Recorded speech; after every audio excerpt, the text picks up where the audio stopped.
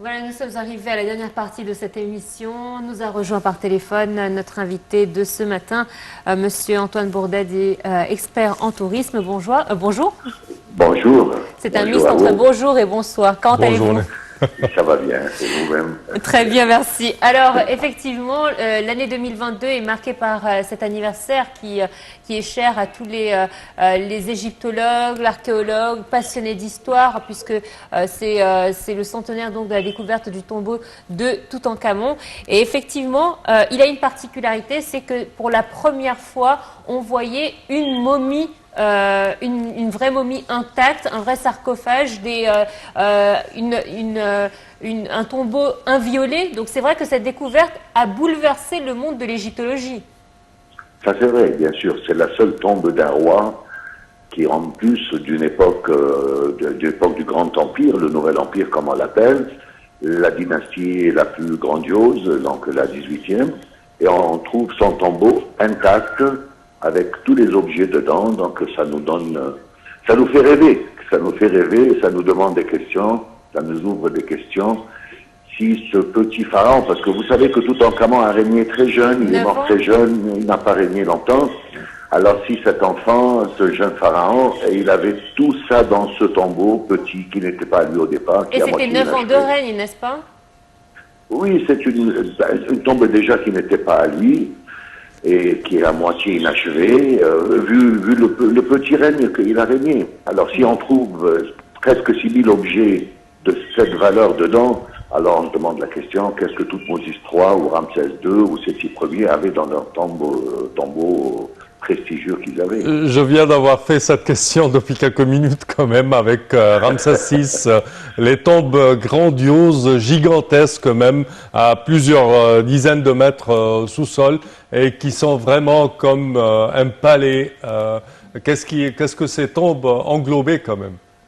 Oui, ou quelqu'un comme Séti Ier, Oui. que son époque était une époque, sur le plan artistique, très développée, une tombe immense, d'une beauté extrême. Donc c'est vrai, ça demande beaucoup de questions. Oui. Mais justement, moi, ma question, et c'est la question qu'on se posait également, c'est qu'après toutes ces années, comment on n'a pas réussi à avoir des objets qui faisaient partie de ces tombeaux, puisqu'on sait qu'ils ont été pillés, mais où sont-ils aujourd'hui? Bon, il y en a de temps en temps quelques objets de trouver éparpillés là et là, mais dans les tombeaux elles-mêmes, on n'a rien trouvé. Même les momies, vous savez l'histoire des momies qui étaient ramassées à une époque et mises dans une cachette à côté du temple d'Hatchepsout, à Der el-Bahari. C'est les 22 momies royaux que nous avons déplacés il n'y a pas longtemps, il y a plus qu'un an, du musée du Caire au musée de la civilisation.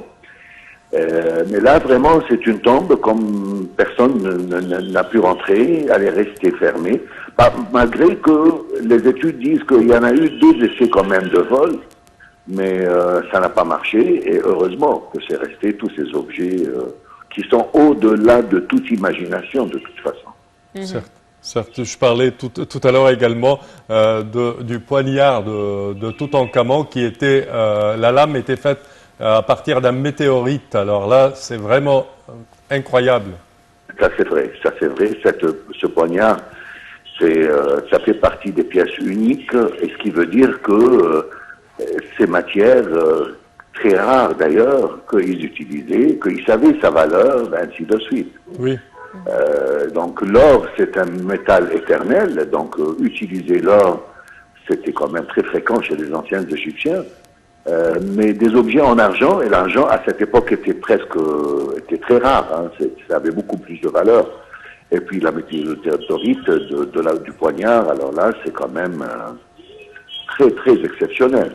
Est-ce qu'on peut dire qu'à l'époque, Howard Carter, lorsque justement s'est intéressé au tombeau de Toutankhamon, il faut savoir qu'il a commencé en 1907, puis ensuite il a été interrompu à cause de la Première Guerre mondiale, et ensuite il y avait des ouvriers qui étaient en train de creuser les chambres de Ramsès VI, donc au-dessus du tombeau de Toutankhamon, donc ils sont passés à côté de Toutankhamon à plusieurs reprises. Est-ce qu'on peut dire que on avait une idée de la grandeur des Égyptiens anciens avant la découverte du tombeau de Toutankhamon. Et là, cette idée a complètement changé après la découverte de Toutankhamon, puisqu'on a pu voir, grâce à ce tombeau, la grandeur des Égyptiens anciens dans tous les domaines, scientifiques, historiques, artistiquement parlé. C'est vrai que cette découverte a bouleversé quand même toutes les connaissances que nous avions à l'époque de Howard Carter.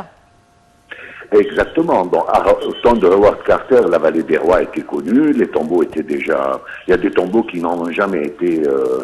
qui n'ont jamais disparu. Elles étaient ouvertes depuis la nuit des temps, depuis toujours. Mais c'était comme des grottes. Bon, on connaissait le lieu, on faisait des fouilles à cette époque. Bon, c'était l'époque des fouilles, ça. Et c'est vrai que vous verrez là-bas, la vallée des rois, que la majorité des tombeaux, comme celle de Ramsès VI, elles sont au même niveau. Exactement. Ce qui fait la différence, c'est que celle de Toutankhamon, elle est en dessous. Donc on n'aurait jamais cru qu'il y aurait un autre niveau en dessous de tombeaux. Et probablement, comme Ramsès VI, c'est de la 20e dynastie, donc creuser 2 dynasties après Toutankhamon, donc peut-être le gravat qu'on a sorti en creusant celle de Ramsès VI, on l'a mis de côté, c'est là qu'il a bouché, il a effacé toute trace de l'existence de la tombe de Toutankhamon. Carter connaissait qu'il y a un roi qui s'appelle Toutankhamon, ça fait partie des tombeaux qu'il cherchait, c'était pas ça précisément. Mais, et puis vous savez qu'il a trouvé ça en 22, où il a failli arrêter les travaux. Donc, exactement, elle s'est faite en plusieurs étapes. Oui, lors de Carnarvon lui a envoyé, parce qu'ils avaient, depuis 2017 à 1917 à 22, ils avaient dépensé quand même beaucoup d'argent. Ils avaient décidé d'arrêter, et puis presque sans espoir, et vraiment à la fin, qu'ils tombent sur cette découverte qui a été la découverte du siècle et de tous les siècles pour le moment. Oui. Monsieur Antoine, est-ce qu'on peut s'attendre à trouver, à travers des fouilles, d'autres tombeaux dans la vallée des rois surtout? Bon, la vallée des rois, ça fait partie des sites quand même qui a été fouillé tout le temps. C'est pas évident. Il y a toujours, bien sûr, les possibilités de trouver des tombeaux. Oui. Mais à quel niveau, de qui, etc. Parce que quand même, il faut dire que des fois, il y a un roi, on peut lui trouver 2 tombeaux. On a trouvé des fois des exceptions, des tombeaux pas de rois. Par exemple, dans la vallée des rois, il y a la fameuse tombe des princes, les fils de Ramsès II, qui étaient enterrés ici, qui est d'ailleurs la plus grande tombe en taille dans la vallée des rois. Il y a, par exemple, une tombe au nom de la reine Hatshepsut. Donc, que c'est une reine, elle se prenait plus un roi qu'une reine. Il y a la tombe de Tawesert, qui était aussi une reine. Donc, il est sûr, un site archéologique comme celui-là, il est fort possible qu'on retrouve des choses. Mais quoi et en quel état? Et je ne sais pas, est-ce qu'on serait capable un jour de trouver une tombe donc intacte comme celle de Toutankhamon? Alors là, c'est vraiment le rêve. Ça fait rêver. Certes. Alors c'est vrai aussi, la légende a voulu que justement on invente des histoires autour de la malédiction des pharaons, et de là est partie cette fameuse phrase, la malédiction des pharaons, en disant que, étant donné que nous avons réveillé le roi dans son sommeil, tous ceux qui étaient présents lors de la découverte sont morts d'une mort soudaine ou avec atroce. Mais en fait, c'est là également qu'on a découvert que il y avait des bactéries qui étaient présentes de par l'enfermement, de par également les procédures de momification, qui fait que ces personnes sont mortes, en fait, on va dire, empoisonnées. C'est un peu ça, bien sûr. Ce qui a lancé l'idée de la malédiction des pharaons, c'était quand même une phrase, donc, qui fait partie des livres des portes, qui est au-dessus de la tombe, donc de l'entrée de la tombe, qui dit « Gare à celui qui va interrompre le profond sommeil de ce jeune pharaon ». Donc c'est là qu'on a fait la liaison. D'un autre côté, ces types de tombeaux, encore à l'époque, on ouvrait, on rentrait sans beaucoup de précautions. Donc la majorité sont morts quand même, probablement avec des cancers de poumons, empoisonnement, comme vous dites exactement. Mais il est sûr que pas tous, parce que Carter, par exemple, a vécu longtemps après, vous voyez, Lui, Si vous demandez les archéologues aujourd'hui, on va dire que lui, il a été protégé par les dieux. On va dire ça, oui. De toute façon, aujourd'hui, les archéologues, quand ils retrouvent une tombe, ils rentrent pas tout de suite dedans. C'est vrai. Ils vident l'air d'abord, il y a tout un procédé à faire, changer l'air à l'intérieur. Ils mettent des masques un peu comme celles des guerres chimiques. Il y a tout un procédé à faire, aussi bien pour leur sécurité et pour la sécurité de la tombe elle-même, parce que quand même le changement soudain de l'air et du climat et de tout ça, ça peut même abîmer la tombe ou les objets organiques qui sont dedans, s'il y a des tissus, s'il y a des choses organiques, ainsi de suite. Donc voilà, c'est de là que l'histoire de la malédiction des pharaons, elle a apparu. Et puis c'est devenu un mythe pas possible dans le monde. Et il y a tout un tas de films et d'histoires et de romans qui a été basé dessus. Ça fait du business. Malheureusement, notre temps est déjà terminé.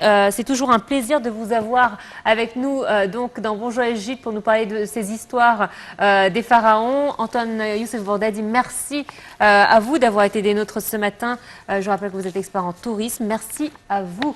Voilà, c'est ainsi malheureusement que prend fin notre édition. C'est déjà la fin. Merci de nous avoir suivis. Merci Sèvres. Merci Noah. Merci chers téléspectateurs et bonne suite au programme.